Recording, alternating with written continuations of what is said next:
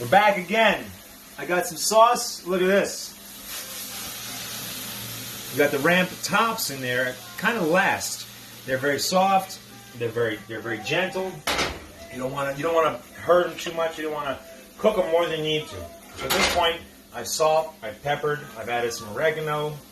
The ramps have a lot of garlic flavor, so I'm going to add my prepared sauce.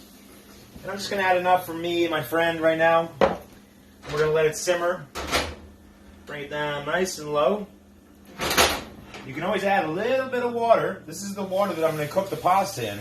Add a little of the salted water to your sauce. It's not going to harm it at all. It's actually going to be really nice. But look at those bright colors. That is a beautiful thing.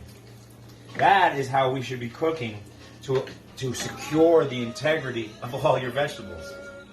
It's so important to be consciously thinking about all those things while you're cooking. So we're going to let this simmer. Maybe let's call it 10, 12 minutes. We'll come back. I'm going to toss my gnocchi. I'm going to toss my gnocchi in some boiling salted water for about 2 or 3 minutes. Take it out. Toss in the sauce. Put a little fresh Parmigiano on top of it.